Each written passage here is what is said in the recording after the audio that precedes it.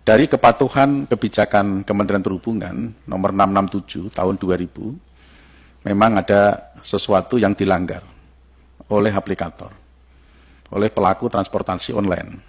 Apa yang dilanggar? Yaitu tentang potongan maksimum sebesar 15%. Itu ternyata memang tidak ditaati. Gitu. Tidak ditaati. Ada yang memotong sampai 20%, itu adalah Grab, kemudian Gojek 20%, dan ditambah lagi pemotongan sebesar Rp5.000.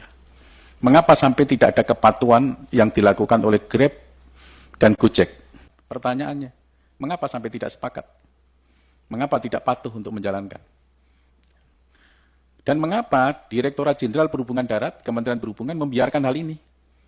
Apa gunanya dia membuat satu kebijakan kalau tidak dilaksanakan? Maka ini teguran keras ini terhadap Menteri Perhubungan, terhadap Dirjen Perhubungan Darat. Jadi saya minta Dirjen Perhubungan Darat juga melakukan teguran. Yang kedua, yang menjadikan satu pertanyaan juga, kenaikan tarif sudah dilakukan penyesuaian melalui nomor 667 KP 667 tahun 2022. Yang diuntungkan sebenarnya siapa dengan KP 667 ini? Apakah yang diuntungkan adalah mitra pengemudi ataukah yang diuntungkan aplikator?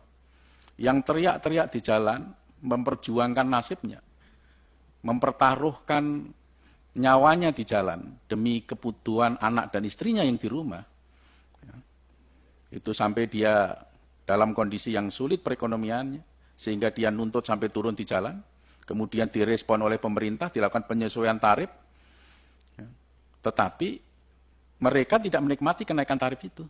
Yang menikmati kenaikan tarif itu adalah aplikator. Pengemudi masih teriak terus, karena pemotongan aplikasi itu sangat tinggi. Saya tidak ingin masyarakat kami, rakyat kami, dieksploitasi sedemikian rupa, karena dengan keterbatasan sumber daya manusianya, dengan keterbatasan lapangan pekerjaan, dengan keterbatasan perekonomian, keterbatasan pengetahuannya,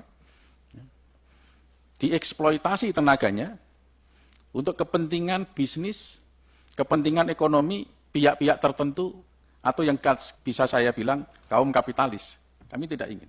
Kami tidak ingin membiarkan itu. Rakyat kami harus kami lindungi. Di tahun 2016, pendapatan sopir, pendapatan driver, itu sebesar 8 juta rupiah. Akhir-akhir ini hanya 3,5 juta rupiah. Bagaimana bisa menghidupi keluarganya dengan pendapatan 3,5 juta rupiah? Sementara kendaraan yang dipakai itu pun kendaraan leasing, yang ada beban tiap bulannya untuk membayar leasing. Akar persoalannya sampai terjadi hal yang demikian apa? Karena pemotongan dari aplikasi yang terlalu tinggi. Sudah ditentukan 15%, masih memotong sebesar 20%, masih potong lagi sebesar Rp5.000. Jadi Bapak harus paham. Dan juga kami juga sudah paham. Bahwa Bapak itu aplikator. Menyiapkan teknologi sebagai seorang perantara atau marketplace. Bapak katakan seperti itu. Kalau lebih kasar saya katakan, ya Pak Comblang gitu loh. Oleh karena itu saya menginginkan jangan lagi ada yang tidak mematuhi aturan ini. Jangan lagi kita mempertentangkan antara sekian persen, kalau katakan 15% itu pun tidak dipatuhi, lantas menambah, itu namanya pengeksploitasian, kasihan rakyat. Gitu loh. Jangankan 15% Pak, 15% itu sudah terlalu tinggi. Itu sudah terlalu baik pemerintah untuk memberikan angka 15. Tuntutan pengemudi pada tanggal 21 September mendemo di sini, itu 10% tuntutannya, Bapak. Pemerintah bijak menghitung sedemikian rupa sehingga menetapkan 15%. Tapi kalau di antara bapak-bapak tidak bisa memenuhi itu, aduh miris sekali kita. Kasihan, Pak. Saya mengetuk hatinya bapak-bapak semua untuk kembali 15% itu patuhi deh. Ini sudah tamat kita, Pak, sudah menggeluti semua, sudah berkali-kali pengemudi datang di sini.